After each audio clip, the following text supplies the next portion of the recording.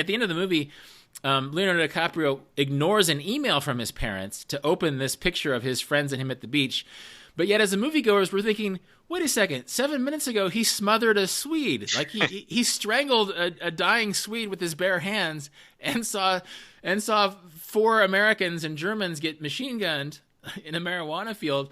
And now he's getting the feels from watching this scanned picture in his Excite email account.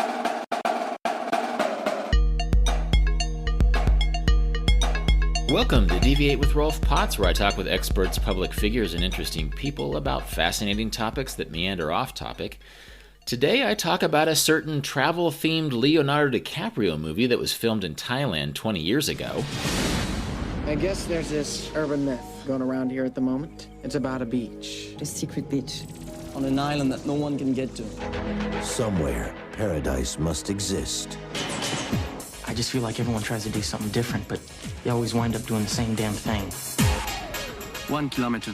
2. Richard? I don't know. I'm thinking miles, not kilometers. I'm American. So let's go. And that's from the trailer for The Beach, which was filmed in the wake of DiCaprio's superstardom following Titanic. And this movie means a lot to me, in part because I was an extra in the movie, but also because I tried to sneak onto the set of the film when I was a backpacker in Thailand 20 years ago, and my essay about this travel stunt, Storming the Beach, pretty much marks the beginning of my travel writing career, since it appeared on the main page of Salon.com and was later selected by Bill Bryson for the Best American Travel Writing in 2000. You can also find it in my book, Marco Polo Didn't Go There, which collects essays and commentary from my first decade as a travel writer. Now, in this episode, I revisit this essay, which was really fun to read after all these years. It really was a crazy adventure and a curious investigation into why we travel the way we do. In addition to the essay, I talk about the movie The Beach and how it turned out. I didn't really care for it. And I also talk about what it was like to backpack in Thailand at the very moment Hollywood was about to make that phenomenon famous. In addition to this, I explore the Alex Garland novel the movie was based on and how, in my opinion, that book gives a much truer evocation of travel than the movie does. And joining me in this conversation is Jem Benning, who I met in Thailand a couple years later and who later became the editor of the groundbreaking online travel magazine World Hum. Now, I'll admit I sort of dominate this conversation in part because what happened in Thailand 20 years ago was such an essential part of my travel life and my writing career. Be warned, there's a ton of movie spoilers in this conversation as we discuss things like travel culture, how it would be hard to remake this movie in 2019, and how Maya Beach, where the movie was filmed back then, has recently closed to tourists because too many people have gone there in the years since the film came out. This episode is brought to you by Tortuga, which makes backpacks and backpack accessories for vagabonders. You know, I don't recall exactly what Leonardo DiCaprio used for a backpack in that movie, but that movie was filmed in an era when the packs that people used for travel were really designed for backcountry expeditions, whereas the packs that Tortuga has developed in the past decade are designed precisely for the kind of lightweight, long-term travel I know and love. To take a look at Tortuga's backpacks, go to rolfpotts.com/Tortuga, and if you see something you'd like to order for yourself, you can get 10% off the cost of the order by using the promo code DEVIATE.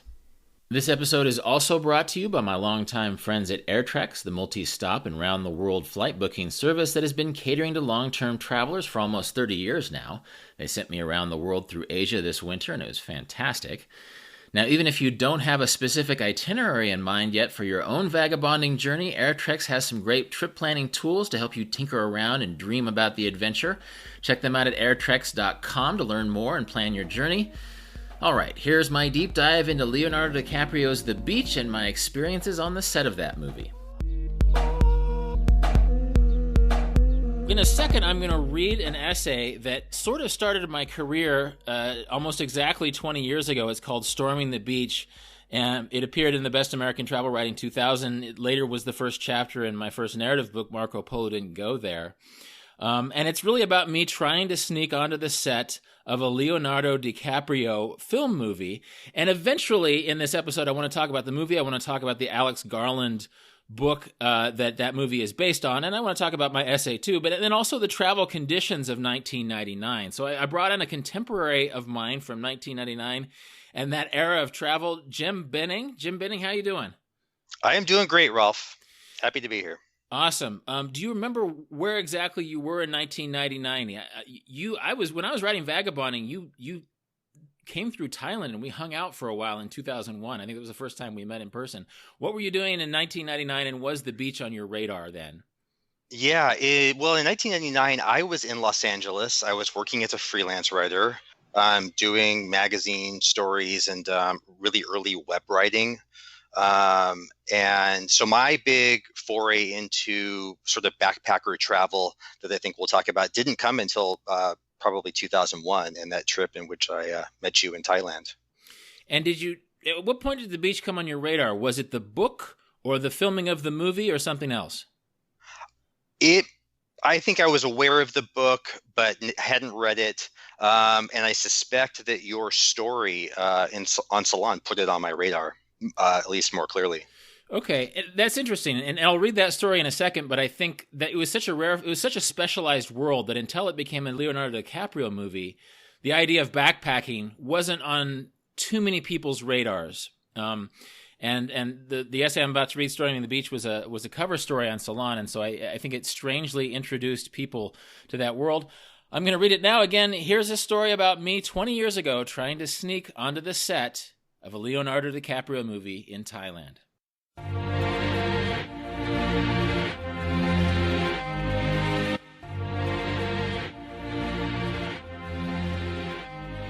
Storming the Beach, an essay by Rolf Potts. The Salon.com tagline says, an attempt to infiltrate a movie set on a heavily guarded Thai island results in a rollicking postmodern travel adventure somewhat starring Leonardo DiCaprio. Day 6, January 22nd, 1999, Storming the Beach, Prelude. It is 3 o'clock in the morning, and Lomudi Beach is possibly the only stretch of sand on Phi Phi Don Island that is completely deserted. The only buildings here are small, sagging, bamboo and thatched dwellings that probably housed Thai fishermen before the onslaught of sun-starved European and North American tourists turned those fishermen into bellboys and t-shirt hawkers. The high tide line here yields a sodden crust of garbage, plastic water bottles, rubber sandals, cigarette butts, but this detritus is only evidence of the boaters, snorkelers, and sunburned masses who haunt other parts of the island.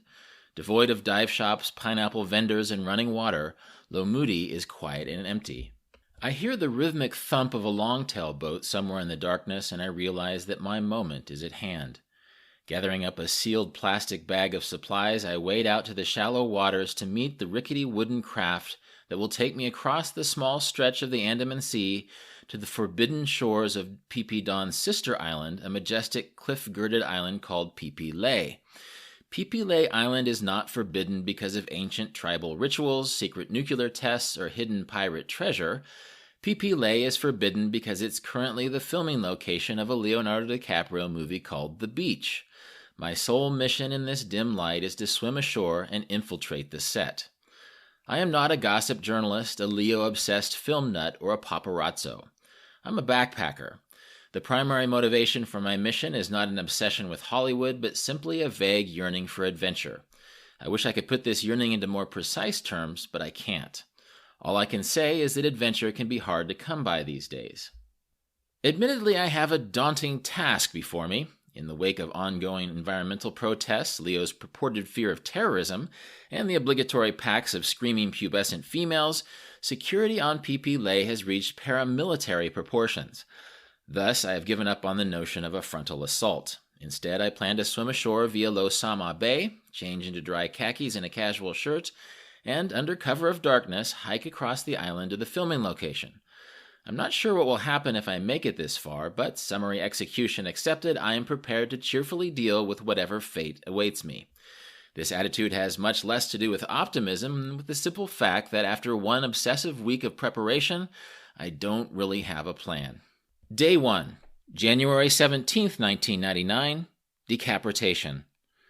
Thai Air Flight 211 from Bangkok to Phuket has been taxiing around for the last 20 minutes, and there seems to be no end in sight.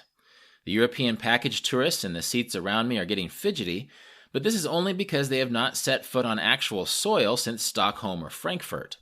I, on the other hand, have been in Thailand for 2 weeks, and have already faced the numbing horrors of Bangkok traffic. There, amid the creeping tangle of automobiles, buses, tuk-tuks, humidity, and fumes, one is left with 2 psychological options: nirvanic patience or homicidal insanity. Patience won out for me, and I am taking this present delay in stride. In my lap sits a pile of notes and clippings about the movie production, most of it from Thai tabloid newspapers. Considering that culling hard facts from tabloid gossip is a challenge akin to discerning fate from sheep intestines, my mind frequently strays as I dig through the information. I wonder, for instance, what would happen if Leonardo DiCaprio's fans were able to overwhelm his bodyguards. In every part of Asia I've visited, I've noticed how young girls act in the presence of their pop heroes, and it's somewhat unsettling. At one level, there's a screamy, swoony Elvis on the Ed Sullivan Show innocence to it all, but at a deeper level, I sense an intuitive desperation. After all, not only is this part of Asia a survivalist, bizarre society where patiently standing in line is not part of the manner code, it also runs on a patriarchal system where young girls simply have fewer options in life. If Leo's bodyguards ever fail him, I wouldn't be all that surprised by a frenzied display of grim, no-future pathos, a spectacle by comparison that would make punk rock nihilism seem like a gentle tenant from the Sermon on the Mount. I keep getting this picture in my head of the handsome young blonde movie star being lovingly, worshipfully torn to pieces, of adolescent girls brawling over ragged bits of spleen and femur. Several weeks before I came to Thailand, I read the Alex Garland novel upon which the movie is based. In the story, a strange man presents the main character, a young English traveler named Richard, with a map that leads to an unspoiled beach utopia hidden in a national park in the Gulf of Thailand. The Lord of the Flies-style moral degeneration that results after Richard's arrival on the beach made for a thoroughly engrossing read. After finishing the book, I toyed with the idea of emulating the plot, of finding some like-minded travelers, hiring a fishing boat into the restricted national park islands, and seeking out an unspoiled paradise. I ultimately discarded this notion, however, when I discovered that tabloid obsession with the film had already rendered my idea unoriginal. When I arrived in Thailand and the tabloid hype still hadn't let up, a new idea struck me. Why not live the reach in reverse? Instead of seeking out a secret, untouched island, why not explore the most scrutinized island in all of Thailand? Why not try washing ashore on the movie set itself? The pure novelty of this notion has led me to this point, seat 47K, Thai Air Flight 211, which has now finally begun to accelerate down the runway. As the plane lifts off the ground and banks for a southward turn, a view of Bangkok fills my window. Below, urban Thailand spans out around the Chao Phraya River in a symmetrical brown-gray grids that from this altitude look like the outer armor from a 1970s sci-fi movie spaceship. For an instant, the Earth looks artificial and foreign, as if it's been taken over by aliens. The aliens, of course, are us. Day 2, January 18th, 1999, the Hokey Pokey. Though historically influenced by traders from China, Portugal, Malaysia, and India, the beach villages of Phuket Island now seem to belong to Northern Europe as much as any place. Western tourists abound, the prices are steep, and miniature golf is readily available. Since the cast and crew of The Beach sleep on Phuket, I came here with the intention of scouting some information before I set off for Phi Phi Lay. Now that I've arrived, however, I'm a bit stumped on just how I'm supposed to scout out information. Mostly I've just been walking around and talking with other travelers, which is not that much different from what I did on Khao San Road in Bangkok. But talking with other wanderers is telling in and of itself, since nobody in the backpacker crowd wants to admit even the slightest interest in DiCaprio or the filming of the movie. Instead, nearly everyone I've met talks about their own travels in wistful terms eerily similar to the characters in Garland's book. It would be difficult to characterize the nuances from each of my beachfront street cafe conversations this afternoon, but I can easily summarize. Phuket, it is generally agreed, is a tourist shithole, best reserved for anthropological studies of fat German men who wear Speedos. For a ghost of Phuket past, try the islands of Malaysia or Cambodia. Laos, incidentally, is still charming and unspoiled like rural Thailand in the 1980s. The hill tribe trekking around Sapa in Vietnam is full of wonder and surprise as Chiang Mai was a decade ago. Goa and Koh Phangan still can't live up to their early 1990s legacy, and rumor crowns Central America as the new cutting edge of rave. Sulawesi is, part and parcel, Bali 10 years ago. Granted, I've condensed what I've heard, but for all the talk, you'd think that paradise expired sometime around 1989. I am currently staying at the $5 a night Onon Hotel in Phuket City, where a few interior scenes for the beach will be shot in March. Since it is an official movie location, I'd secretly hoped it would be brimming with an eccentric array of film groupies, security personnel, and rampaging Leo worshippers. Instead, the open-air lobby is filled with moths, mopeds, and old-time men playing chess. Earlier this evening, I spent a couple of hours here chatting and sipping Mekong whiskey with Anne and Todd, a young couple from Maryland. Our conversation started when I heard Anne quoting a book review of The Beach from Phuket's English newspaper, which described backpack travelers as, quote, uniformly ill-clad, all bearing Lonely Planet guidebooks and wandering from one shabby guest house to the next in search of banana pancakes, tawdry tie-dyes, and other trash, particularly their own, end quote. Since we agreed we prefer the Whitman-esque stereotype of backpack travel, pocketless of a dime, purchasing the pick of the earth and whatnot, this led to a discussion of what actually distinguishes backpack travelers from tourists. On the surface, it's a simple distinction. Tourists leave home to escape the world, while travelers leave home to experience the world. Tourists, Anne added wittily, are merely doing the hokey pokey, putting their right foot in and taking the right foot out, calling themselves world travelers while experiencing very little. Todd and I agreed that this was a brilliant analogy, but after a few more drinks, we began to wonder where backpack travelers fit into the same paradigm. This proved to be a problem. Do travelers, unlike tourists, keep their right foot in a little longer and shake it all about? Do travelers actually go so far as to do the hokey pokey and turn themselves around, thus gaining a more authentic experience? Is that what it's all about? The effects of alcohol pretty much eliminated serious reflection at the time, but now that my buzz is gone, I can only conclude that the hokey pokey, whether done well or poorly, is still just the hokey pokey. Or to put it another way, regardless of one's budget, itinerary, and choice of luggage, the act of travel is still at its essence a consumer experience. Do we travel so that we can arrive where we started and know the place for the first time? Or do we travel so that we can arrive where we started having earned the right to take T.S. Eliot out of context? The fact that it's too late to know the difference makes my little mission to Lay less quirky than it sounds. Day 3, January 19th, 1999, Floored of the Lies. Except for the fact that I met the producer of The Beach and somehow ended up stealing his Italian leather screenplay binder, today hasn't been all that eventful. Mostly I've just been rereading Garland's novel. Tomorrow I leave for Phi Phi Dawn. This morning's Bangkok Post featured a press statement from DiCaprio, who declared his love of Thailand, his affection for the Thai people, and his sincere concern for the local ecology. The ecology comment comes on the heels of environmental controversy that has been brewing since last fall, when 20th Century Fox announced it was going to plant 100 coconut palms on the Lay movie set. The reasoning, apparently, was that Lay didn't quite meet the Hollywood standards of what an island in Thailand should look like. The months following on to the coconut palm announcement have been fraught with protests, promises, legal action, threatened legal action, publicity stunts, and rumors. Thai environmental activists claim that the palms would disrupt the island's ecosystem. 20th Century Fox responded by reducing the number of trees to 60. When activists derided this as a meaningless gesture, 20th Century Fox, perhaps misunderstanding the difference between ecology and landscape maintenance, paid a $138,000 damage deposit to the Thai Royal Forestry Department and planted the trees anyway. Now environmentalists are claiming that producers flaunted their earlier compromise and brazenly planted no less than 73 trees at topsoil depths up to 1 meter deeper than had previously been agreed.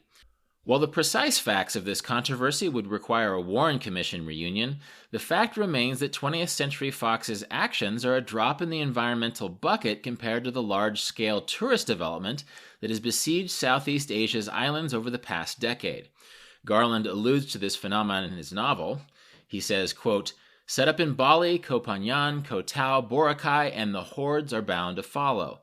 There's no way you can keep it out of the Lonely Planet, and once that happens, it's countdown to doomsday," end quote.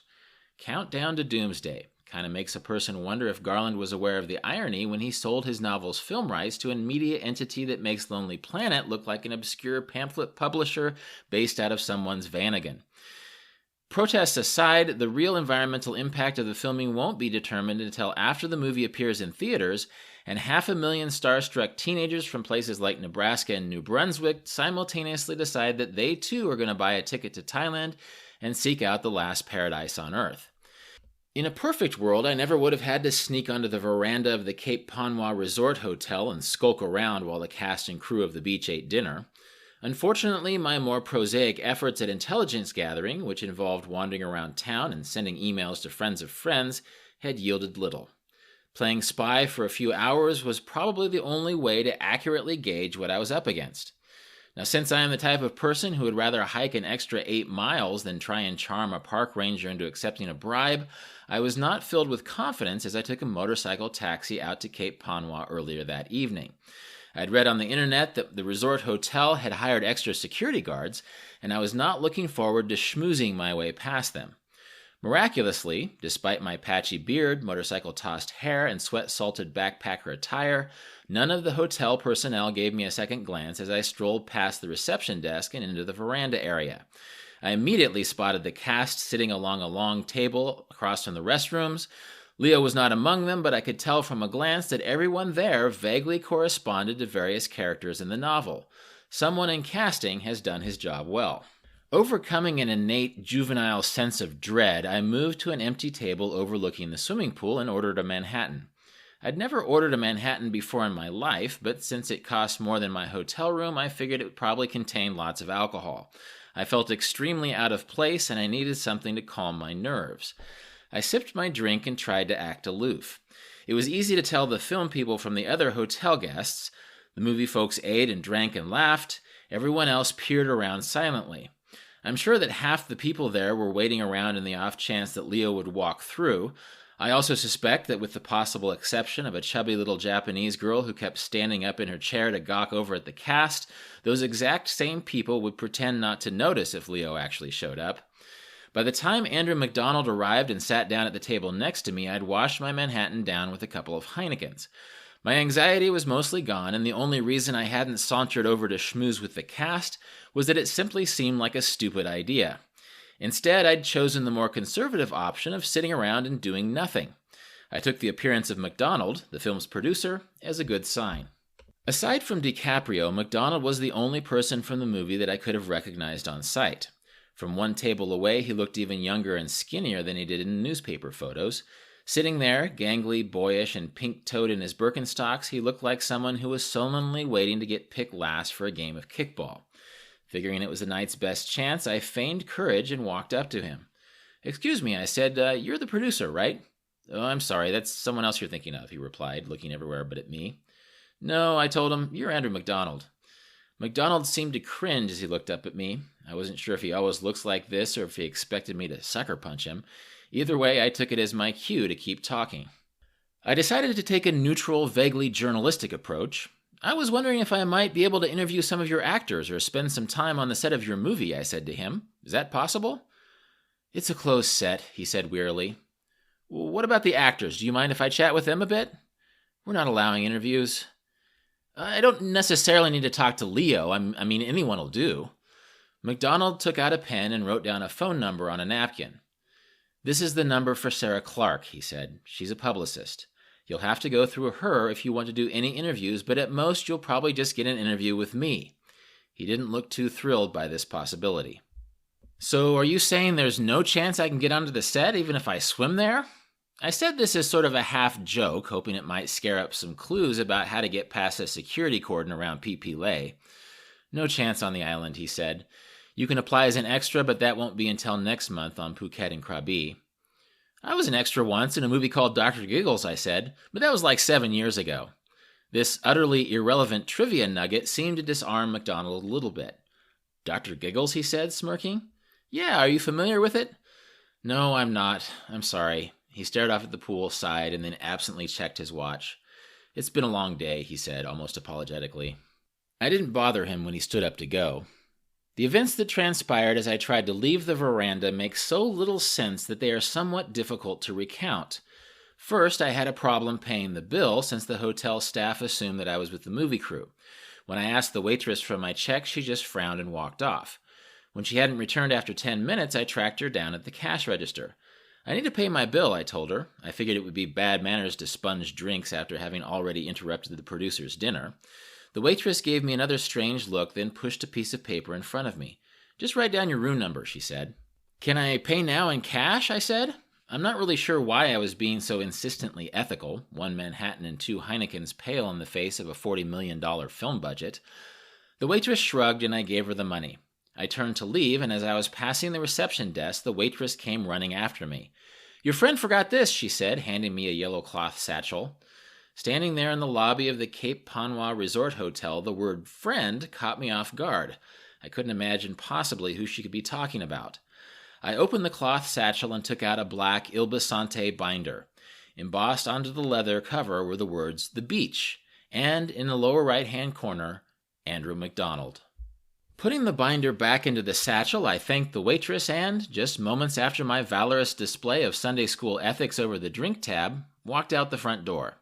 I spent the motorcycle taxi ride back to Phuket City trying to think of practical justifications for making off with Andrew McDonald's screenplay binder.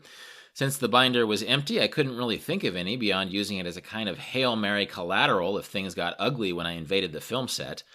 Considering that the phone number McDonald gave me turned out to belong to a confused Thai family in Yala province, the personally embossed keepsake is the closest thing I had to an asset. Sitting in my hotel, I imagined myself on the shores of Phi Phi Lay, lashed to one of those illegally planted coconut palms and bleeding from the ears. I am being flogged with rubber hoses by a gang of vigilante set designers, dolly grips, and script supervisors, and for the sake of reverie, they are all female, vixen-like, and dressed in bikinis. McDonald swaggers over. He is wielding a scimitar and has somehow managed to grow a pencil-thin mustache since the last time I saw him. "Closed set," he bellows, fiercely raising the blade above his head. About to lose consciousness, I muster one last ounce of energy. "I have your personally embossed Il Basante Italian leather screenplay binder, McDonald," I sneer. "Kill me and you'll never be able to find out where I've hidden it." A look of horror washes over the producer's face. "Not my personally embossed Il Basante Italian leather screenplay binder," he screams, dropping the scimitar into the sand. With a sudden look of resolve, he turns to the bikini-clad lynch mob. "Untie the intruder," he commands, "and tell that DiCaprio's schmuck that his services are no longer needed." He turns to me with a flourish. "I think we've found our new leading man." A bit overdone as reveries go, but I'll just blame that on the movies. They seem to make a convenient scapegoat. Day 5, January 21st, 1999. Heart of Dorkness. I'm starting in on my second day on PP Dawn Island, but for reasons that will become obvious, I didn't write anything yesterday, day 4, so I'll try to cover both days in this dispatch. To put things succinctly, things have gone sour in a way that I had not expected. From a tactical standpoint, my mission is progressing nicely. The soaring cliffs of Phi Phi Lay stand just 2.5 miles across the sea from my roost on Long Beach. A few casual conversations with some Phi Phi Lay dive operators have provided enough physiographical cues for me to devise a landing strategy. I even found a deserted beach, Lo Moody, where I can make a quiet departure in the dead of night. The problem, however, is that I'm having trouble explaining why I wanted to go there in the first place. I arrived here yesterday morning to discover that all the affordable lodging on Long Beach had been sold out. Welcoming the aesthetic novelty of sleeping on the beach itself, I left my backpack with a friendly restaurant manager and set off to scope things out. Technically, the island of Phi Phi Dawn is part of the same national marine park system that protects Phi Phi Lay from permanent tourist development. A person could never tell by looking, however, as an unbroken progression of bungalows and beach resorts lines the entire southeastern seaboard. Tonsai, an old Thai Muslim village on the isthmus that connects the two halves of the island, is clotted with luxury hotels, dive shops, restaurants, souvenir peddlers, and discos. The only evidence of Muslim heritage is that some of the women selling Marlboros and Pringles wear headscarves. When I met a Danish couple on the long-tail taxi boat from Tonsai back to Long Beach, I was immediately struck by their similarity to a couple of characters from the beach. In Alex Garland's novel, Richard travels to the beach Utopia in the company of Etienne and Françoise, a young French couple he meets on Khao San Road. Now granted, Jan and Marta weren't French, but they certainly seemed graceful, companionable, and adventurous enough to merit a comparison. When I discovered that they too were being forced to sleep on the beach that night, I took this as a sign that I should invite them along for my adventure. I pitched the idea over a pad thai dinner on Long Beach. Since they were both familiar with the novel, I skipped straight to my plans to rent a boat and steal over to Phi Phi Lay. When I saw how this idea entertained them, I backtracked a bit and told them about my experience with Andrew McDonald the day before. By the time I got to my fantasy about the bikini-clad lynch mom, I had the Danes in stitches. "You Americans have such wonderful thoughts," Jan said between gasps for air. I saw this as my chance. "Why don't you two join me?" I said. Yes, Jan said, still laughing. Why don't we join you? Perfect, I said. This is too perfect. Let's find a boat and leave tonight. The Danes stopped laughing. Are you serious? Marta asked. I'm 100% completely serious. Let's leave tonight, I said. But we thought you were kind of telling like a joke, Marta said. This threw me a little. Would you rather leave tomorrow? Jan and Marta exchanged a raised eyebrow look, which I took to mean either this guy is really daring or this guy's a total dork. Judging from the exchange that ensued, I'd put money on the latter. If you really want to go to the movie, Jan said, why don't you just wait until they finish on Pipile and go work as an extra as they film in Phuket or Krabi? That's not the point, I insisted. The adventure is going to the place where you aren't supposed to go. The charm is living the novel backwards, going to an exclusive and secretive beach that also happens to be famous. The island is guarded like an army, Marta said. You'll never make it. And even if you do, Jan said, what will you do when you get there? And by this point, I felt like whipping out the novel and showing Jan and Marta that they were saying the wrong lines. The issue was getting unnecessarily complicated. In the story, Françoise and Etienne are much more agreeable. I don't know what we'll do when we get there, I said. Walk on the set, I guess. See what happens when we violate their community, just like in the book. Jan and Marta conferred for a moment in Danish and then turned back from me. Why are you doing this? Marta asked, with a tone of concern. Since I thought I'd already answered that question, all I could do was stammer. Ultimately, I changed the subject to the relief, I think, of everyone present. In my mind, the reason why I'm doing this should have been obvious, or more accurately, the reason why I'm doing this should be irrelevant. Now that I've had time to think about it, I'd say the motivation behind my mission has a lot to do with the kind of traveler's angst that I've been feeling ever since I started my Asian journey. I'm sure I'm not the only one who feels it. In his 1975 essay, The Loss of the Creature, Walker Percy attributes travelers' angst to the idea that our various destinations have been, quote, appropriated by the symbolic complex which has already formed in the sightseer's mind, end quote. In other words, the angst originates not in watching fat, Speedo-wearing German men defile once pristine beaches. The angst comes from our own media-driven notions of how those beaches should look like in the first place. We cannot hike into the Himalayas without drawing comparisons to the IMAX film we saw last summer. We cannot taste wine on the Seine without recalling a funny scene from an old Meg Ryan movie. We cannot get lost in a South American jungle without thinking of Gabriel Garcia Marquez novel that we read in college. It is the expectation itself that robs a bit of authenticity from the destinations that we seek out. Even the unexpected comes with its own set of expectations. In Garland's novel, Richard interprets what he sees at his beach utopia through the language of Vietnam War movies he saw as a teenager. Percy attempts to explain this phenomenon in his essay. The highest point, he writes, the term of the sightseer's satisfaction, is not the sovereign discovery of the thing before him. It is rather the measuring up of the thing to the criterion of the preformed symbolic complex. The challenge this poses for the discerning traveler is that here at the cusp of a new millennium, mass media has not only monopolized the symbolic complex of wonder and beauty, it has recently upped the ante by an extra 73 palm trees. Thus, by storming the beach at Koh Phi Phi Leh, I hope to travel behind the curtain, to break out from the confines of the consumer experience by attempting to break into the creation of the consumer experience. In this way, I guess I could say that my mission is part of a greater struggle for individuality in the information age, an attempt to live outside the realm of who I'm supposed to be. At least that's what I would have told the Danes yesterday had I had my wits about me. Today, I successfully managed to avoid the Danes entirely. After sneaking a shower at a poolside changing room in Tonsai, I set off to find a boat that would take me to Phi Phi Leh. Since stealth is an important consideration in my mission, choosing the right boat was a painfully difficult process. Actually, choosing a boat really wasn't a choice at all, since my only realistic option was to hire one of the longtail boats that transport people and goods among the islands. Considering that these boats cut through the water as gracefully as bulldozers, none of them have mufflers, my only real option was finding a driver who sympathized with my cause and wouldn't try to cheat me. Just before dinner, I found a seemingly earnest boat driver who agreed to take me to Phi Phi Leh for 2,500 baht. We leave in a few hours. It's already well after dark, and I've stashed my backpack under one of the old fishing huts here at Lamudi. In addition to dry clothes, I've sealed my passport and a few traveler's checks into my plastic swimming bag. Andrew MacDonald's Italian leather screenplay binder, I'm afraid, was too heavy and will have to stay behind. I paced the shoreline, killing time before the arrival of the longtail boat. Tiny bits of phosphorescence glow star blue at the edge of the waves, just like they do in the book. Day 6th, January 22nd, 1999, storming the beach at PP Lay continued. It occurs to me that I don't know the name of the small sun-browned Thai man who sits astern from me in the darkness. I hate to write him off as a minor character, as boat driver number 1, so I've started to think of him as Jimmy. He just seems like someone who should be named Jimmy, trustworthy, average, unassuming. Even in the dark, he wears a wide-brimmed cloth cap. Neither of us has spoken since I waded out and climbed into the longtail back at Lomudi. Both of us know that we're breaking the law, and both of us know that PP Lay is patrolled by police speedboats for the duration of the movie shoot.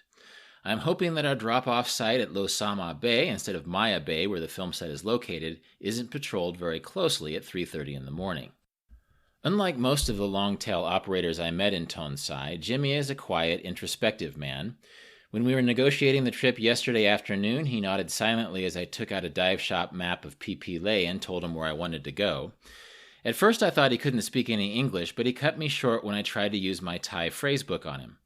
3 in the morning okay, he said. I know Losama Bay. I suspect he's working to support a wife and kids someplace. 2,500 baht, which is about $70, is no small sum, but I've written it off as an inevitability.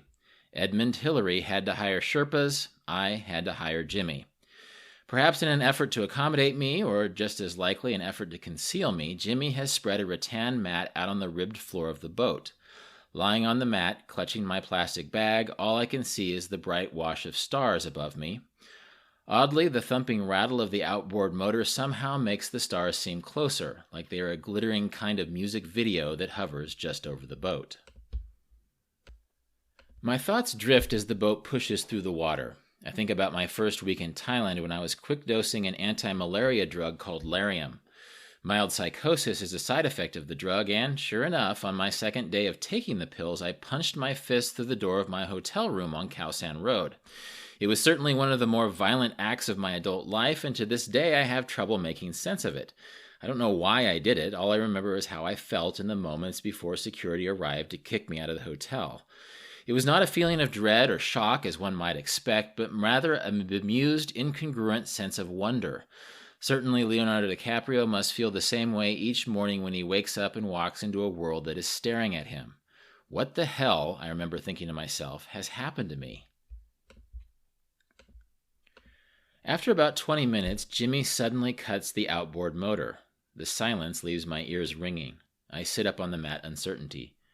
Are we there? I whisper. The boat rocks as Jimmy crawls up to join me on the mat. He pushes his face right up in front of mine, and I can see that he's holding a finger to his lips. He rests a hand on my shoulder and peers past the bow into the darkness. We stay this way for about 10 minutes. Strangely, I am not nearly as nervous as I was on the veranda of the Cape Panwa Resort Hotel. Swimming and hiking are tangible activities, far more cut and dry than schmoozing and coaxing information. But swimming and hiking are not the only obstacles that remain. Jimmy curses softly and moves back to the stern of the longtail. Only then do I hear it, the sound of an approaching speedboat. Before long, our wooden boat is awash with the beam of a spotlight. I try to hide myself under the rattan map, but it's a useless gesture. Embarrassed more than anything, I lie awkwardly in the bottom of the longtail while Jimmy and someone in the speedboat yell back and forth in Thai. I absently note that the sealing oil on the hull boards has a pleasant, cedary scent. Surprisingly, Jimmy yells in his apologetic tone for only a couple of minutes before the speedboat cuts its spotlight and leaves. Okay, Jimmy says. It's okay, I say, coming out from my hiding place. Okay, Jimmy says. I move to the stern next to Jimmy. He rests a hand on my shoulder. Okay, he says for the third time. I give him the thumbs up, and he starts the outboard and turns our boat 180 degrees. It's a couple of beats before I realize that we're headed back for Koh Phi Phi Dawn. Isn't this where we just came from? I ask, pointing my finger ahead into the darkness. Okay, Jimmy says. It takes me a good 5 minutes before I can undo the knot on my plastic swim bag. I'm not particularly proud of what I'm about to do, but I feel like I've come too far to give up now. I crawl back over to Jimmy and I shove the traveler's checks underneath his nose. Baksheesh, I say, gesturing back at where we last saw the speedboat. Actually, I'm not even sure if baksheesh is the correct word for bribe in this part of the world. I feel a little doltish to say it, like I'm trying to speak Spanish by throwing out English phrases in a Speedy Gonzales voice. Jimmy puts his hand on my shoulder in what I now take as a wizened parental gesture. He looks down sympathetically at my traveler's checks. Boatman okay, he says. Island man, maybe okay. Movie man no. Movie man not okay. He gently pushes my checks away. Yes, okay, I say, still waving the traveler's checks, but he just shakes his head. The very trustworthiness that led me to hire Jimmy is now backfiring on me. Jimmy knows that even if I manage to bribe my way past the various levels of Thai security on the island, a film crew with a $40 million budget will be less than impressed by my presence. Jimmy is simply trying to save me the money and stress of going through this whole ordeal. I'm at a loss to convince him how that very ordeal is exactly what I want to experience. Which Speedy Gonzales catchphrases would make Jimmy grasp the pitch and moment that drive this enterprise? What can I say that will make Jimmy appreciate the intricate shadow-like ironies of travel culture? How can I convince him that this mission is not merely another variation of the hokey pokey? My tongue is ineffectual in its pivots. PP Lay recedes in the darkness behind us. We go through strange rituals to prove things to ourselves in life. As we near our trash-encrusted starting point, I insist that Jimmy cut the engine early so I can jump out of the longtail and swim the last 200 meters back to the abandoned fishing village. Since simple epiphany doesn't screen well in test markets, I'll tell people that I swam those 200 meters with a defiant sense of triumph. I will tell them that each step wading ashore was a giant leap for mankind. I will tell them that I walked through the valley of the shadow of death, and that I feared no evil, for the Valley of the Shadow of Death will soon feature guided tours and a snack bar.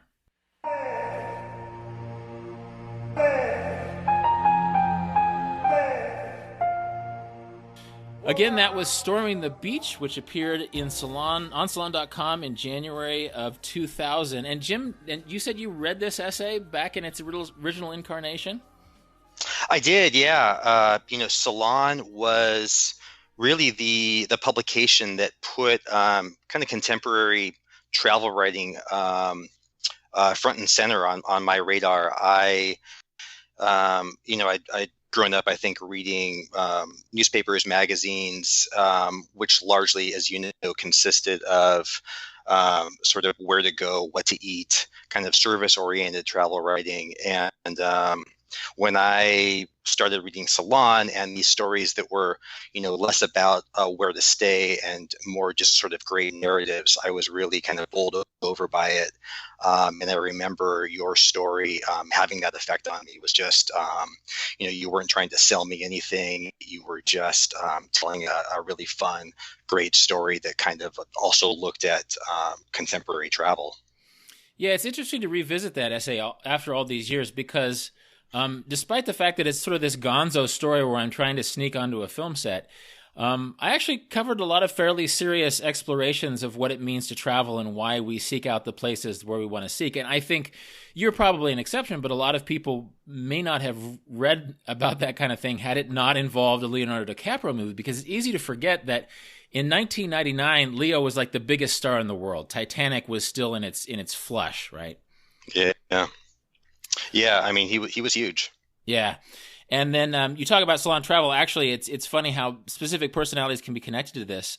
That's Don George, the editor Don George, who ended up sort of being a mentor to me. And later, you became one of my editors at World Hum. And World Hum, which was later acquired by the Travel Channel and had a great heyday in the 2000s, was really modeled on Salon Travel. That when Salon decided to kill its travel department, you and Mike Yessis stepped in and tried to reinvigorate that vibe that you were just talking about. Exactly, yeah, and Don was and has been a great mentor to me as well. I in fact, when I was doing freelance writing in 1999 into 2000, at some point when Salon.com shut down its travel section, I wrote a piece lamenting the demise of that travel section, and that led to the creation of World Hum. So there's a direct line from Salon and your writing to the creation of World Hum. I think I appeared in that article, didn't I? Wasn't it like the Online Journalism Review or something like that? Exactly, I believe you did. Yeah. Yeah, so it's funny how that works. And we're talking about a different era of media, but also a different era of travel. And eventually I want to bring in the book of the beach and the movie of the beach, which are kind of different in ways that are interesting. Even though it's the same story, the movie was filmed 3 years after the book came out, and the changes that are apparent are interesting to see. But I was just getting started on travel in my first big vagabonding journey around the world. And I had done a lot of research. It was a different world back then. It was the world of dial-up internet. And I went to the Lonely Planet Thorntree boards, and all these people were talking about this cult novel called The Beach. And I literally read The Beach while I was flying to Asia to start backpacking. And I realized that there's a Leonardo DiCaprio movie going on there at the same time. And I think in retrospect, it's easy to think, oh, well, here's this obvious idea. But I think I backpacked around Thailand for 2 weeks before, like, I had this idea, well, what would happen if I found some travelers and we tried to recreate the beach, which is, about these backpackers finding an isolated, forbidden island and making air quotes paradise there. That was the obvious thing, but it took me 2 weeks to realize, well, wait a second, the most exclusive island in Thailand right now is where they're filming the movie.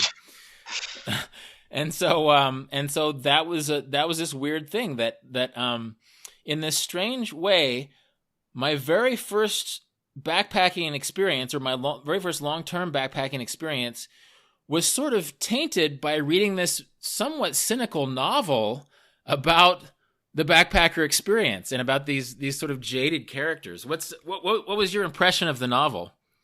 Yeah, I mean, it's a dark book, and hardly seems like the sort of book that would inspire many people to light out, across the globe. Yeah, if you read a lot of media from that time, the author of the book, Alex Garland, was interviewed a lot. And when he wrote the book, it was a very dark satire of backpacker culture. And it almost was like a post-colonial critique of travel culture, of the idea that travelers go around the world and they seek out these beautiful places, but they sort of prefer each other's company. And not just each other's company, but the company of cool, exclusive people as opposed to the local people. Mm-hmm. And then it's this very dark book that ends with sort of a scene of mutilation. It sort of ends as a horror story. It doesn't appear in the movie, but these certain travelers are killed trying to get to the beach, and the travelers on the beach are so enraged and sort of insane by that time. It's sort of a Lord of the Flies type story that they end up mutilating the dead bodies. But by the time it became a Leonardo DiCaprio movie in the wake of Titanic, suddenly people are asking Alex Garland, hey, well, why did you write this bubblegum book about backpacking? And Alex Garland is like, it's not a bubblegum book about backpacking. It's this dark, post-colonial book about troubled people who are living superficial lives. So there's an interesting tension. Go ahead. I just recall, when I was going back over the movie recently, I read a few reviews, including Elvis Mitchell's review of the film in the New York Times, and he called it a Colors by Benetton take on Lord of the Flies. Well, I want to get to the specifics of the movie in a second because it makes some interesting changes from the book, and almost all of them are cosmetic, and almost all of them are in the interest of a really plot-driven Hollywood entertainment. But I also want to get into the just the ideas that are behind the book and behind the story, and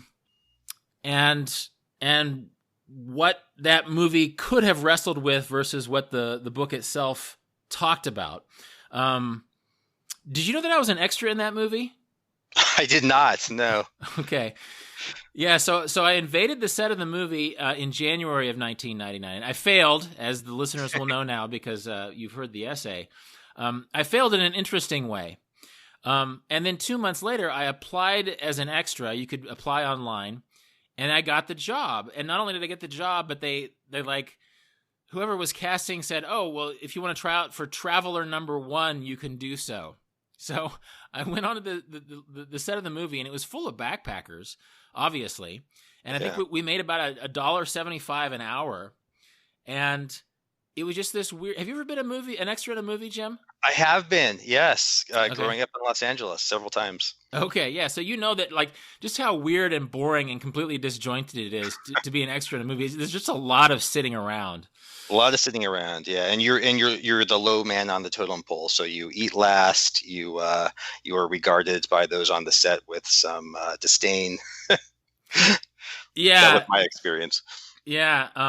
I actually wrote about this experience for Salon too. It wasn't nearly as popular as the Storming the Beach story, in part because it was just sort of a side piece to that central and more daring story of trying to invade the set of the movie. But I remember it was funny. I there was a scene where I was in the same area as Leo. I never got on the screen, but in this story for Salon that I wrote in 1999, I think this was 2 months after Storming the Beach, I kept saying that he was saying, "Get it right, asshole! Get it right, asshole!" like through 15 takes. Well, in the movie, he's actually saying, "Forget it, all right, asshole."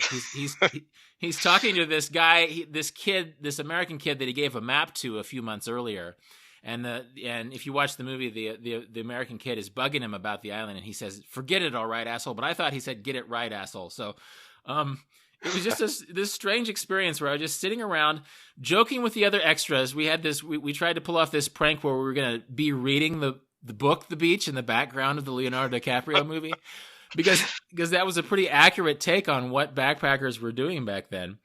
And I eventually got fired. Eventually, this is how much security Leonardo DiCaprio had back then, is that when I was skulking around, like at the cast hotel, and I really did steal Andrew McDonald's Il Basante Italian leather binder. I still have it. It's been ages since I've taken it out.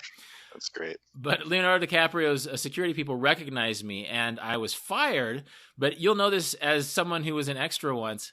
The stipulation of being fired is they said, "Oh, well, we have to kick you off the set, but we'll pay you for a full night." And I'm just thinking, yes, I don't have to sit around for 10 more hours to make my $16 or however much they were paying me for that night. Yeah, that's getting fired is really the best case scenario. Yeah. So do you remember like the vibe of 1999? Because it feels like reading the book and watching the movie is just such a different travel milieu than it is now. Yeah, it really is. I mean, it's to go back and watch the movie and to try to recall what times were like back then. I mean, we're talking pre-cell phones. Really, email had just taken off. Web cafes were popping up around the world. But it was a very different time. There was a lot of, I think, anxiety about how this technology was starting to change things, but we really hadn't seen the kind of mammoth wave of changes that would follow with cell technology. And to sort of even to recall what it was like back then, it's a bit challenging now because the world's changed so much. It's changed so much and so fast. I think like cell technology really kicked in about 10 years after The Beach. It was probably the late aughts before cell phones were really in a broad way changing travel. But it's interesting how quickly things change. You know, if you read the book, nobody has email in the book. The book was set in 1995. It came out in 1996. I got my first email account in 1996. I think I got my first Hotmail account in 1997. And I was a somewhat early adopter. So the last scene of the movie, Leonardo DiCaprio is in an internet cafe. And I want to touch more into these various idiosyncrasies of the movie, simply because the movie ends on sort of this upbeat note where Leonardo DiCaprio opens his Excite mail and slowly opens this picture, a scanned picture of him and his friends on the beach, sort of glossing over the fact that 5 people at least have just been murdered on the island. Yep. But it's so strange 20 years later to see this dial-up internet connection slowly opening this Excite mail picture when that's just the ground one level of travel. And so I want to do a little bit of now versus then talking, but let's bring in the movie itself. You recently rewatched the movie, right? I did. What did you make of it? Oh, it's a bit odd to watch it now because it does feel so dated. I didn't find the characters to be terribly likable. Leo is not the most sympathetic character. Um, I and yet, I think there's still a part of me that can relate to, traveling across the world, landing somewhere, finding yourself surrounded by what's all too familiar and wanting something more. I think that sort of theme is still probably as relevant as ever. Yeah, it was interesting that it feels like the movie was sort of in the wash of Leo's celebrity, because Leo does some things, or his character Richard does some things in the movies that simply don't happen in the book. For example, he has this long unrequited crush on Francoise in the book, whereas in the movie he's like making out with Francoise by the midpoint, like he's making out in a pool of phosphorescence. And he also sleeps with Sal, like the older woman who oversees the camp, who in the book is an American woman. It's played by Tilda Swinton. Yeah. In the movie, and Tilda Swinton is sort of this predatory person who just informs Leo's character that she's going to have sex with him during a rice run to Copenhagen. So it's really strange how in the movie, and you can disagree with this, but I was never that fond of the movie. And I think it could be that the book, I just reread the book, and the book is actually pretty good. I think for years I went thinking, oh, it's sort of a bubblegum book. It's just sort of a plot-driven book. But there's some interesting travel observations in the movie. In fact, at the very beginning of the book, Richard, the main character, says, I had first heard of the beach in Bangkok on Khao San Road, and Khao San Road was backpacker land. Almost all the buildings had been converted into guest houses. There were long-distance telephone booths with aircon. That cafes showed brand-new Hollywood films on video, and you couldn't walk 10 feet without passing a bootleg tape stall. The main function of the street was as a decompression chamber for those about to leave or enter Thailand, a halfway house between East and West. And that's just good travel writing. That's exactly how Khao San Road felt to me around the same era. Richard, the character, also observes, he says, one thing I learned from traveling was that the way to get things done was to go ahead and do them. Don't just talk about going to Borneo, book a ticket, get a visa, pack a bag, and it just happens. So it feels like there's this core of travel observation and wisdom in The Beach. Like Alex Garland, who wrote that book, really knew his travel quite well. And then one more thing, I want to get back to Leonardo DiCaprio in a second, because I wasn't that wild about the Leonardo DiCaprio version of Richard. In part because I wasn't sure his nationality was changed. In the book, he's from London. In the movie, he's from America. But it's really, to me, and you can disagree with me, but to me, it's hard to know why he's there or what he wants. But in the book, Richard says, collecting memories or experiences was my primary goal when I first started traveling. I went about it in the same way as a stamp collector goes about collecting stamps, carrying around with me a mental list of all the things I had yet to do or see. Most of the list was pretty banal. I wanted to see the Taj Mahal, Borobudur, the rice terraces in Banaway, Angkor Wat. And then later he goes into how those experiences can seem a little bit compromised when you go to Koh Samui and people say, oh, Koh Samui is so last year, you should go to Koh Phangan. And then you go to Koh Phangan and people say, oh, Koh Phangan is over touristed, you should go to Koh Tao. And then you go to Koh Tao and people say, yeah, it's all dive shops now. I don't know where to go next. Whereas Richard, Leonardo DiCaprio's Richard in the movie, just seems like this handsome douche who doesn't really have any motivation. What do you think? What do you think was driving the Leonardo DiCaprio version of this character?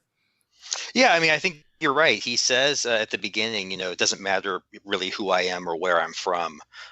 He's a guy who's on a trip, and that's all really we're supposed to know about him. And I think, I think ultimately, as he explains it in the movie, what drives him is, getting to Khao San Road and feeling as though, feeling this sort of ennui boredom, and then hearing about this place and thinking, this is the adventure I want. I don't want to be surrounded by Westerners and guest houses. And of course, he ultimately finds himself in this so-called paradise surrounded by Westerners. Yeah. There's the line about how Sal tells him, I think, this is a beach resort for people who don't like beach resorts. But then it sort of becomes a beach resort like any other beach resort. I mean, they play volleyball and go fishing and stuff. Exactly. Yeah. Yeah. I mean, what I remember at the time is, Khao San Road at the time became this kind of global phenomenon. It was this sort of new thing. This street in the middle of Bangkok that was catering exclusively to Western travelers. Susan Orlean wrote a New Yorker story about the phenomenon, went to Khao San Road. Yeah.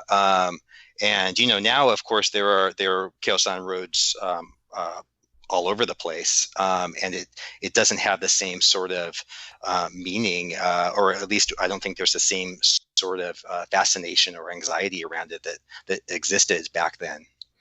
Well, I think this really was a time when our perception about how foreign places was beginning to shift. And as an aside, I remember that Susan Orlean article. And it was a good article, but I remember being irritated that she didn't spend the night on Khao San Road, that she visited Khao San Road, but she didn't stay the night there. And to me, the whole point of Khao San Road is to stay there in this little backpacker ghetto of a place in Bangkok. Yeah, I remember that. I thought, though, that she did a good job of sort of capturing the transient nature of the Westerners passing through there. Certainly what I found when I mean, for me, funny enough, I mean, when I went to Bangkok, Khao San Road became sort of a tourist attraction that I had to see. Like I'd read about this place and was just sort of curious about it. I didn't wind up staying there, but it became a kind of destination unto itself. I suspect it's still that way. And, I visited there in 2010 on this trip around the world I did with no baggage. And it felt very gentrified to me, which is such a narcissistic backpacker thing to think, right? In 1999, it was like the place where all the foreigners hung out. But in 2010, 11 years later, it had a few more McDonald's and the hotels were a little nicer. And so it felt somehow compromised. But I think the whole point is that Khao San Road was this depressurization zone where it's sort of Thai, but not really, right? Yes, yeah, a land of banana pancakes and English language bookstores and maybe a few Thai T-shirts. Yeah, there was what was called at the time the Banana Pancake Trail, and I actually this winter traveled on what used to be parts of the Banana Pancake Trail, and those have changed in interesting ways. And so I want to dig into the changes again in a second, but first I want to make sure that we get the movie covered here. So in the book we have Richard showing up at Khao San Road and making his way down to the beach with Francoise and Etienne. In the movie, it's about the same, but it's not an unrequited crush. He actually has a little love affair with Francoise as well as Sal. And then instead of having this horror movie ending, what happens? What would you say is the plot of the movie once it gets to the beach? Well, I mean, there's definitely an arc where Richard settles in, and at first it seems sort of idyllic. Then things start to go south. We have the spear fishermen getting attacked by sharks. And one of them is sort of taken out to pasture so that the others don't have to listen to his suffering. And I think that's one of the big turning points in the film. And when it becomes very clear that this may not be the paradise that Richard thought it was. And then, of course, there's the anxiety around other travelers who have been given a map by Richard, whether they're going to arrive. And it becomes a darker and darker, and really until, as you say, about the last few minutes of the film, when there's an odd, happier ending. Yeah, there's sort of this slow burn. It's a good tension device, and it's taken from the book, where basically Richard gives the map away to some Americans. And in the book, it's a little bit more nuanced because you have to realize Richard didn't know what he was getting into. He didn't know what the beach was. And so, Daffy had given him this map to a place that he didn't know if it even existed. So he gave the map away, and then slowly we see these travelers coming in and making their way closer and closer to the beach. Another thing that happened in the book that's not in the movie, which is interesting, which could have been hard to depict, is that everybody gets sick. They eat some bad squid, and Alex Garland has since gone on to be a screenwriter and film director, and you can really see his cinematic chops in The Beach, which again is a better book than I remembered. It's very well observed from sort of a travel writing perspective.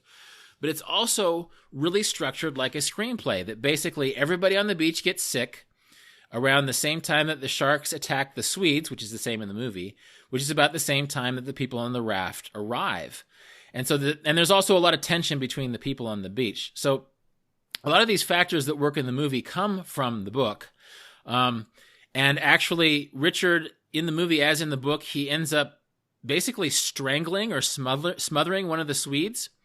In the book, though, the characters end up finding their way to Bangkok, asking for money from their parents, which is interesting. Another thing I want to get back to, because, parents have actually at the end of the movie, Leonardo DiCaprio ignores an email from his parents to open this picture of his friends and him at the beach.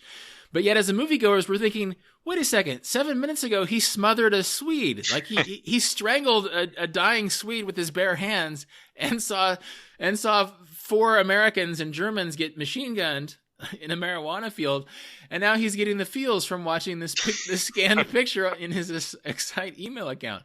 So I just thought it was interesting. I don't know if like a darker ending tested more poorly, or what choices went into that, but it just felt like such an incongruous way to end the movie. Yeah, it's a huge disconnect. I have to think that audiences did not like the darker ending, test audiences, or it was just a decision perhaps made at the studio level before they even tested it. Yeah. It feels like a very cart before the horse sort of thing. That it wasn't an organic thing, but somehow a darker ending didn't quite work for people. In the movie or in the book, when Richard is talking about calling home, because in the book and in the movie, there's a scene in the movie where Leo is like at a phone booth, that old technology that barely exists anymore, a phone booth, calling home, and basically he's telling his parents how they don't understand. In the movie, we actually learned that Richard hasn't called his parents for 3 months. And let's think about that for a second. 3 months. I mean, in this age when email is ubiquitous and everybody is advertising their travels on social media, that just seems so strange. I think parents in the mid-90s, when this book was written, may not have been freaked out that much by a traveler who went around the world and didn't get in touch that much because it was expensive to call home. But 3 months let's look at how this whole travel scenario might play in 2019. It just feels like a parent would not tolerate not hearing at all from their child for 3 months. Yeah, I mean, as the father of a 12-year-old who I think will be doing more traveling on her own in the future, I hope, I would certainly not tolerate that. I recall traveling around Europe in about 1996 and calling home about every 3 days. And it always felt like an event. And I had to find a phone and had to make sure that I could figure out how I was going to pay for it, or if it was going to be collect, but 3 months is an awfully long time. It really is. And another thing, and I'm curious to know what you think about this, is that we have in the movie and in the book to a certain extent, but definitely in the movie, we have a bunch of sort of vain, good-looking, and self-satisfied travelers hanging out on a beach. And the movie version of the beach is a lot nicer than the book version. The book version, they sleep in tents and they sleep in a longhouse, but the actual little fake beach resort they have in the movie looks like a real beach resort. What do you think? It just feels like in this day and age, young, good-looking, vain travelers couldn't help but broadcast this on Instagram. What do you think? Yeah, absolutely. I was thinking about that before we started speaking today. I mean, what would drive this book or movie in 2019, 2020? And I have to think Instagram would be at the center of it. It may be that instead of being handed a map by Daffy, Richard had seen this photo on Instagram, and perhaps whoever posted it hadn't quite identified the island, and so he was on this quest to find this island. I mean, you see so many reports these days that Instagram is driving 30, 40, 50% of all travel destination decisions. Wow. I mean, I think Instagram has kind of transformed the way people travel, and again, it's just it's back in 1999. It's couldn't imagine. Well, it's interesting that the place where the beach was filmed, Maya Beach on Koh Phi Phi Leh in Thailand, had to close down to tourists a year ago. In June of 2018, the Thai National Park Service decided that too many people were coming there, that the coral had 90% of the coral had died. You had boats waiting in line for people to get on the beach. You would have 3,500 tourists a day walking on the beach. And oftentimes it was people going in for the selfie harvest, right? The fact that Chinese tourism was really booming and has been booming was a factor in this, because it's one thing for a Richard or a Sal type character to go around the world to Thailand. But if you live in China, Thailand is just right next door. It's like going to Cancun or something. And so the Chinese factor was one factor in Maya Beach being closed. And as of this recording, Maya Beach is still closed to tourists. You cannot, at this time in 2019, go to Maya Beach.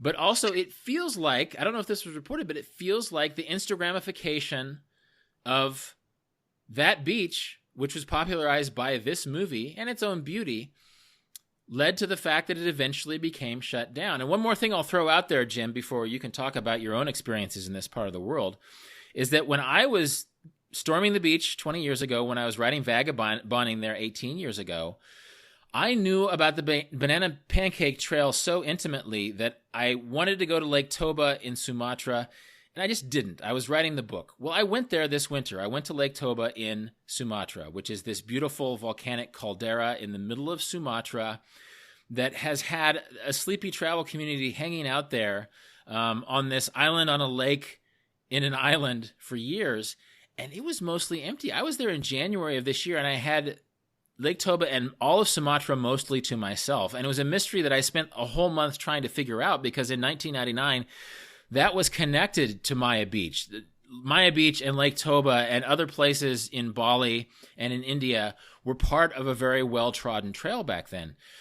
What I found out is that these days, you don't have to take trains and buses to get from Bangkok to Bali. You can fly there for a couple $100, maybe even less than $100. And so these places that were overtrodden, obviously Maya Beach is still overtrodden, but Sumatra is less of a backpacker haunt, because you don't have to if you want to save money, you can fly to Bali. You don't have to take a bunch of chicken buses to get there. So what was your experience of travel in the area, and did you see a visible Banana Pancake Trail when you were there, and have you been back? I have not been back to that part of Southeast Asia since 2001. But sure, yeah, it was a kind of Banana Pancake Trail that I was on. It was, I think as much as anything, I thought about it as the Lonely Planet Trail, because of course the Lonely Planet Guide to Southeast Asia was such a classic sort of popular guidebook of that era. And the guest houses that had made the Lonely Planet Guide to Southeast Asia, I think, were doing very well, and those that hadn't been included in the book were not. And I recall going to walking into one guest house or hostel and finding that they hadn't liked their review in the Lonely Planet and had a sign posted by the door explaining that Lonely Planet had gotten the description of their place wrong, and that travelers needed to give them a chance. But it was a similar phenomenon. It was these were places that were on a kind of trail that had been mapped out long before most travelers arrived, and And in my case, I wound up at points finding myself frustrated at when I was adhering too closely to these sort of Lonely Planet itinerary, and found myself having to increasingly veer off, looking for different sorts of places. I think you might be onto something there. Maybe Banana Pancake Trail was the nickname because the banana pancakes are sort of this sweet snack that you could find in Thailand, and it was banana pancakes were easier to eat than a lot of more challenging Thai or Asian food, and so that was sort of a tongue-in-cheek description. Whereas if you call it the Lonely Planet Trail, that's a real thing. Lonely Planet was the media that sort of tied these places together. And so these days, a given destination might court Instagrammers, Instagram quote influencers. We're back in the day, Lonely Planet influenced decisions perhaps in ways that Instagram influences them now. And I think that maybe one reason why Lake Toba and Sumatra was on the Lonely Planet Trail in 1999, or on the Banana Pancake Trail in 1999, is that it was in the Lonely Planet. Well, these days, people don't use Lonely Planet. They're looking, people do use Lonely Planet, but maybe it's less of an institutional authority. And so I'd be interested to know what you think, but it feels like when you're online, there's still a tendency for travelers to cluster, but it's more because of top 10 lists and because of beautiful pictures and because it's of social media buzz. Whereas before, people's itinerary may have been predetermined by Lonely Planet decisions, whereas now maybe travel decisions are predetermined by sort of a social media and online buzz. Yeah, I mean, I think so much has been written about how fragmented media consumption has become in the last 10, 15 years, with the rise of Netflix and streaming services. And I think the same thing has sort of happened in travel media. And Lonely Planet certainly doesn't have the sort of monopoly on information, guide information that it did back around 1999 or 2000. And I think, people are now getting their travel ideas from listicles, from Instagram, from TripAdvisor, and any number of other sources. And I think that has probably led to travelers really sort of spreading out more. I mean, it might not be an altogether bad thing. Yeah, well, hopefully what ties both of these eras together is that at the end of the day, if you are a savvy traveler at all, if you have some initiative, then regardless of what Lonely Planet said in 1999 or what Instagram says in 2019, or what bucket lists say, because bucket lists have really blown up in the last 10 years or so, that you go to see the Instagram image or the local Lonely Planet recommendation, and then you travel on your own a little bit. You walk around a little bit. You grab some local buses, and pretty soon you're having a journey that goes beyond what those prescriptions were to begin with. Yeah, one hopes, right? Yeah. It occurs to me, and we can maybe sort of think out loud about how the beach might work in 2019, or if it even can, because I think one reason a lot of teen dramas like Stranger Things these days are set in the 1980s is that it evokes an era before the smartphone had changed the way people communicated. Little kids who wanted to communicate with each other rode bikes to each other's houses, and then they had conversations. Whereas in the era of the smartphone, Stranger Things taking place in 2016 or 2019 would be a different story, because obviously you can text your friends. You have a different starting point for communication and entertainment. Similarly, I think travelers, the idea of a top secret beach in the era of Google Maps might not be as relevant, might not be as salient. There's this idea that to an extent the world has been discovered, the world has been shared. And I don't know, like people who occupied a secret beach in 2019 might have to use some fairly sophisticated encryption to convince people on Instagram that their beach is in the Philippines when in fact it is in Thailand. I mean, could the beach happen? Could the beach as a movie be plausible in 2019? And if so, how would it have to be framed? Yeah, that's such an interesting question. I don't know. I mean, I guess for starters, you'd have to buy into the idea that there's an island without cell service and without Wi-Fi, which I suppose is still possible in many parts of the world, if the island is small enough and largely uninhabited. That would be critical, because can you imagine Richard, as soon as these guys get attacked by sharks, he's texting, calling the Thai equivalent of 911 and getting medical aid in there. If I believe at that point in the movie, he still had a conscience and was still trying to do the right thing. So if that movie is going to work today, he either has to have there have to be no cell phones on the island, or there's no cell service, and that is a kind of a big hurdle at this point.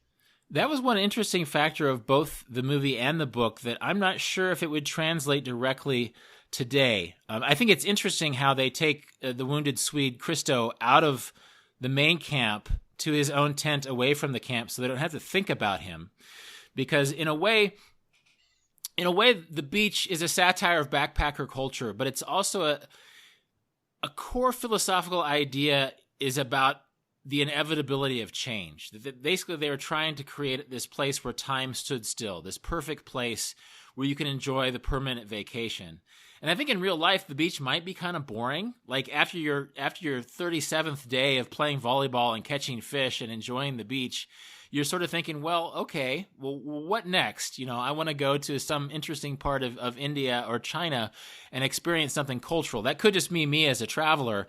But amid this superficial day that happened, the day which sort of resembles itself again and again in the book and the movie, these travelers don't get to know each other very well. And in fact, in the book, Richard says, quote, second names felt connected to the world, maybe because they were linked to family and home, so they never used or asked.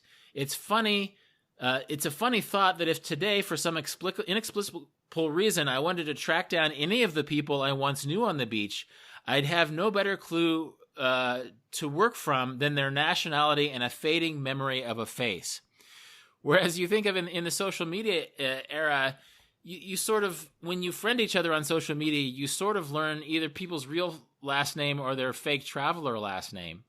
And when they do the funeral for one of the Swedish travelers in the book, the eulogy, it's one of the most wickedly satirical parts of the novel.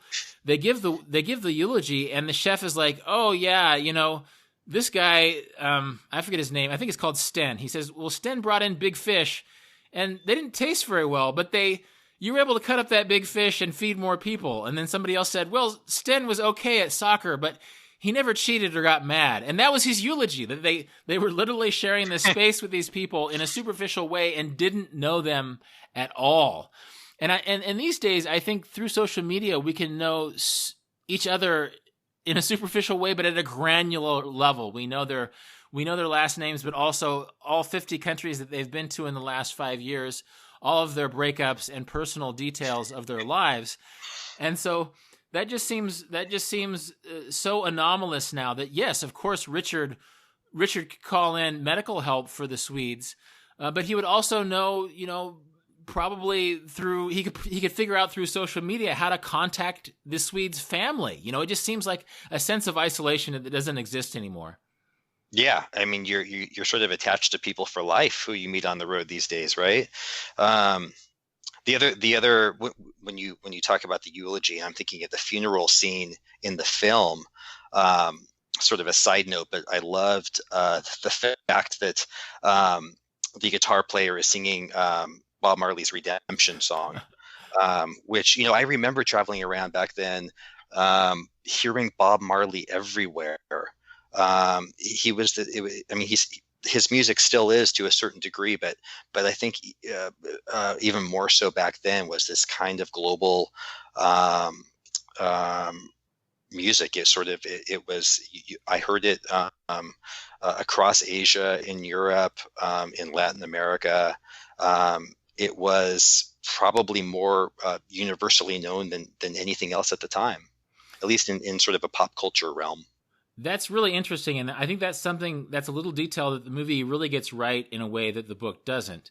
The book, in a way, is strangely dated in a Gen X way. Like it was sort of evocative of young people when it came out in 1996. And Richard is sort of obsessed with old Vietnam War movies and TV shows and books, in a way that a young person today would just think, what? Like Tour of Duty, Apocalypse Now. I think my dad watched that, Whereas they're singing Redemption Song in the movie. And Jim, I was in Sri Lanka a couple months ago, and there are still Bob Marley bars in Sri Lanka. And I'm sure that Bob Marley bars and the legend, his greatest hits, the Legend CD by Bob Marley, I'm sure you can go almost anywhere in the world, and that is still more timeless than a lot of Richard's Vietnam War successions or obsessions in the book. So I think that while the movie sort of fumbled a lot of interesting things from the book, it is more timeless in that way that people sing Redemption Song. The Vietnam War tropes are not as touched on in the movie. But yeah, for sure. I think there's a book out there somewhere that somebody could write about how Bob Marley conquered the world. Because any place you see young people chilling, and it's not just travelers. In Sri Lanka, the dude with dreadlocks who owned the bar and was Sri Lankan and was probably Hindu, and Hindus have their own dreadlock tradition. But this dreadlocked guy, I think he had taken his Hindu-style dreadlocks and sort of had assimilated them into this Bob Marley vibe. And he was a happy guy, and the people hanging out at that restaurant in Sri Lanka were sort of happy to be there, I think, in the same way that kind of backpacker restaurant existed in 1999. Yeah, I believe it, and it's so interesting that that his music endures in that way. I mean, I remember traveling in some parts of Southeast Asia. I think I was in Bali and seeing Scorpions, the German rock band Scorpions, graffiti on buses, and they seem to be weirdly popular in parts of Southeast Asia at that time. And I suspect that music hasn't endured as sort of as well as Bob Marley's music has over there and around the world. Yeah, no, it's funny. I went to Henry Rollins' travel slideshow. Henry Rollins, the former Black Flag singer, who's a big traveler. As you know, you interviewed him for World Hum years ago. Yeah. And he talks about seeing a woman in a Black Flag T-shirt in Indonesia, but he also talks about seeing Black Flag T-shirts for sale alongside Avenged Sevenfold, which is a band that I know nothing about, but apparently it's interesting. When I was in Sumatra this winter, Sumatran people knew Avenged Sevenfold lyrics, and I don't know Avenged Sevenfold lyrics. And it's funny how in 1999, when I was traveling and when I was storming the beach and when I was working as an extra on the beach, as travelers, the kind of cassettes that we could buy on Khao Road were Smash Mouth and Blink 182 and Sugar Ray, right? And Fatboy Slim and Moby and other bands that maybe have endured more. But in a way, the cutting edge tapes that you could buy on Khao Road have been in the garbage for 18 years now, right? Yeah. Whereas Bob Marley still gets played around the world. I'm curious if any listeners are aware of this, of Bob Marley falling out of fashion. But based on my experience in Sumatra and Sri Lanka in particular, I think Bob Marley is still growing strong. I hate to say this, but he's like the McDonald's or Microsoft of popular music. He's the Energizer Bunny. Yeah. Yeah. And I think maybe it's because he latches onto a vibe. And, Bob Marley as a musician was sort of political in a way that was specific to his time. But what has endured is Redemption Song or Three Little Birds or these little songs of hope and happiness and maybe dope and happiness that someone in a traditional culture like perhaps Sri Lanka can listen to Bob Marley, hang out with Western backpackers, and sort of rebel against his own culture in a way that dovetails with the outside travelers who are traveling through the country at the time. And another funny detail about the book is that in the book, Richard meets Thai people who sort of speak in hippie English. They'll say, "Hey, man, it's cool," which at the time the beach novel came out in 1996, the Vietnam War had been over for like 21 years. It was in recent memory. The hippie trail era was not that long ago. Whereas it seems like Bob Marley has outlived all of those old hippie tropes, that what's left of the hippie era is sort of a Bob Marley version. Bob Marley, who died in 1980, he is like a distillation of all these hippie ideas. As hippie people have gotten older, we're left with Bob Marley and a few other shorthand pieces of what things were like in the 1970s. What do you think? No, I think you're right. I mean, I think some of the themes that you mentioned, of the songs that you mentioned, are pretty timeless. The sound feels, it's certainly dated, in that he was largely just accompanied by an acoustic guitar. But I think the music has sort of aged well, and it's something that can be played easily, but by anybody with a guitar, and that's probably has helped to lead to its longevity. It's funny. This came up in the conversation of how would the movie be different in 2019. Maybe the only thing that would be the same is Bob Marley songs, right? Like the 2019 version of The Beach would somehow have to involve encrypted Instagram and, the possibility of calling in a helicopter for Sten when he gets his insides chomped out by a shark. But Bob Marley would be the same. I'd like to think so. Well, one thing that happens in the book and the movie that's easy to forget is that this island has a marijuana field on it. Is that basically local, under the radar, for lack of a better, organized crime also has a finger in this island. And that could be one way that you could get away with telling this story in 2019, is that despite our interconnectedness, that was sort of a dangerous place to be, not because of, and the book drives this home better than the movie, that the reason that people leave this island alone in the national park is not really because it's isolated, but because there's sort of illegal activity happening there. And so I wonder if maybe the marijuana field and the dangers inherent in having a marijuana field and armed patrols exploring one part of the island, I wonder if that could be one reason still in 2019 that could make this place isolated, that its very danger could make it more rarefied. Yeah, I think that makes sense. I mean, in that sense, it's pretty contemporary. You can imagine the same thing happening in many parts of Latin America, Colombia or Mexico. The danger is really from the drug lords who are protecting their turf. And, in the movie and the book, the drug lords get upset when more and more travelers keep showing up. In 2019, the unspoken code could mean, okay, you can stay on this island full of weed fields, but don't tweet it. Don't put it on Instagram. And so that plot point in a 2019 movie could be that some knucklehead just can't help but put a selfie of himself with his freshly speared milkfish on the beach. And that becomes the plot point that leads to the dissolution of the beach itself. Yeah, I mean, that might be Richard's fatal move, right? That really gets Sal to turn on him. Yeah, that somehow Richard is a pretty narcissistic and sociopathic person in the book and the movie, as is Sal to a certain extent. But it almost feels like our narcissism in 2019 is subtler because it's more universal.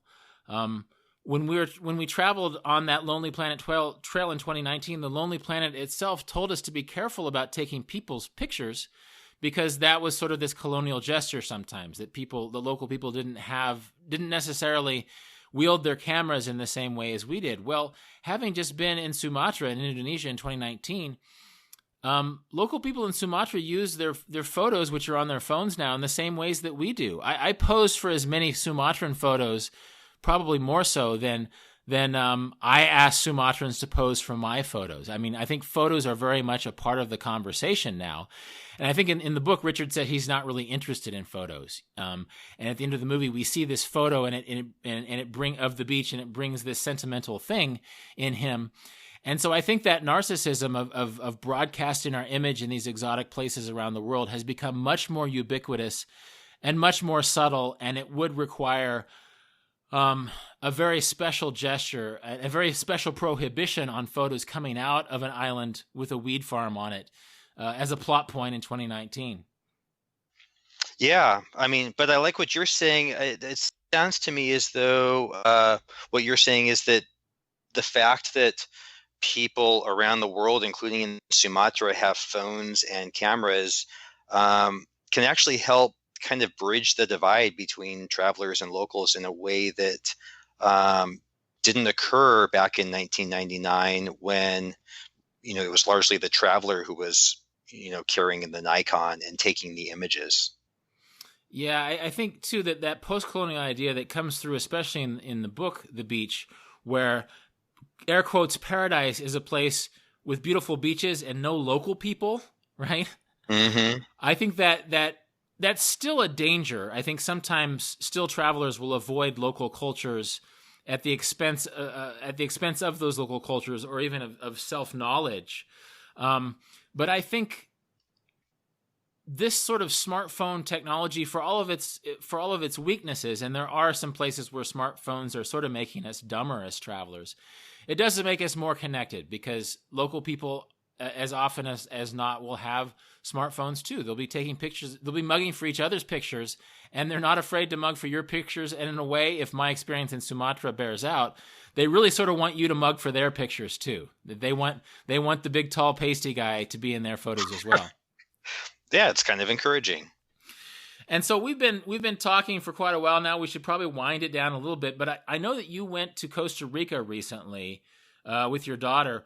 What is your take on travel in 2019, given the fact that you went to Costa Rica, which is really the Thailand of Central America, quite recently?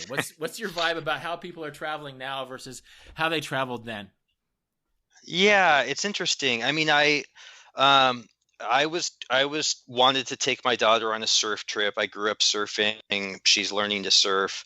I wanted to take her to a place that was foreign yet sort of familiar, that was fairly safe. Costa Rica seemed to sort of fit the bill. What interested me was that I had gone to this beach town, surf town up in the Guanacaste province back in about 2000, no, more like 1998, and it was a very small little surf town with a few shops and restaurants. And I wanted to go back and see how it had changed over the years, in part because it was featured in this film, The Endless Summer 2. That was a follow-up to the classic surf film, in which the stars of The Endless Summer, this movie that famously had these surfers traveling around the globe. Famous travel movie. I mean, really is an iconic. It's not a dramatic; it's a documentary, but it is one of the iconic travel movies of the 20th century. It really is, and it's there are parts of the film that make me cringe now, sort of the post-colonial attitudes, but it's still one of my favorite travel movies, and I can't help but get a big dose of wanderlust when I watch it. But interesting, what had happened is that they had gone to Costa Rica to film The Endless Summer 2, and this helped to transform this little surf town into quite a big surf town. And the town had changed quite a bit in the last 20 years. It's now harder to find Costa Rican food in this town, but it's very easy to find Thai food and falafels and Bob Marley songs. But I was going back kind of expecting that in 1999 or 2000. I might have been feeling more anxious about it. And looking for some sort of more authentic travel experience. And now I think this is just such a part of the travel landscape, and I've sort of made my peace with it, and both its pros and its cons. Certainly in Costa Rica too, you have travelers who are going to very high end, secure resorts where Costa Rican culture is largely sort of devoid. But I find that, and maybe it's just because I've gotten older, but I can enjoy places like Khaosan Road or like this surf town in Costa Rica more than I probably could have when I was a younger traveler. Yeah, this is something that I discovered the more I traveled. I invaded the set of the beach my very first month of vagabonding across Asia. But the more I traveled, the more I realized that this backpacker phenomenon was not specific to Thailand. That the story of the beach fictional though it was, could have been set in Costa Rica. It could have been set in parts of Africa. It could have been set in parts of Australia or Mexico or many other parts of the world. It was just set in Thailand because Alex Garland, who actually was sort of keen on the Philippines, decided to set it in Thailand because Thailand represented a certain backpacker mindset, which I think was also evident in places like Egypt or Costa Rica back in the day, and is still evident in other parts of the world as we travel now. And I think if you're walking down the beach in Costa Rica or in Kenya or Mozambique or in Indonesia or New Zealand and you hear Bob Marley, that you're probably in this zone, right? That you're probably in what I eventually called for Salon, another article I wrote back in the day, the trans-global beach nation. That they're sure that the beach was set in Thailand, but the hearing Redemption Song and eating banana pancakes or Thai food could happen in many globalized parts of the world. Yeah. And, I think the question that the travelers have wrestled with in recent years is, what represents an authentic experience. And it's sort of driven a large part of the travel economy in the last 10 or 15 years, travelers in search of authenticity, whatever that means. And I guess, what I found in Costa Rica is that this is its own sort of place, and it's its own sort of weird global beach culture authenticity. It's not necessarily, it's certainly not, the kind of pure Costa Rican culture experience that you might have elsewhere. It's its own thing. But, and I think that, we've now had at least a few decades to come to terms with that. Yeah, well, the idea of authenticity underpins a lot of themes in the beach, that people are coming to places like Hadrin Beach, the big party beach in the mid-'90s or the early 90s, or to Koh Samui, and they're realizing that it's full of dudes from London and from Nebraska, right? But the satire of the beach is that the authenticity that they seek is not really authentic. It's sort of a non-Thai authenticity of travel. And so it occurs to me that when you and I hung out in Thailand in 2001, or when I was storming the beach in 2000, we were either in our 20s or just barely out of our 20s. And one thing that the travelers might see as inauthentic are dads, right? Our guys in their 40s, our guys who in 2019 are you and me, Jim. They're no, say it ain't so. And so I think it's good to acknowledge that one thing that is under a lens in the beach is youth. And you and I were a lot younger back then than we are now. And so I think when you're talking about bringing your daughter to Costa Rica, we have a lot of perspective, and we have a lot of both of us. You founded World Hum. We've both been in the travel writing world for a long time. And it's funny that, like, someone who we spoke of before, Don George, who really gave us art, or who mentored us as travel writers, him and his generation of very talented travel writers and editors predate us by a generation, right? And so when you talked about bringing your daughter to Costa Rica, I was thinking, that Richard from the beach would take one look at you or me and think, in 2019, and think, oh, old people, right? Exactly, yeah. Yeah, we would not have been invited to the beach.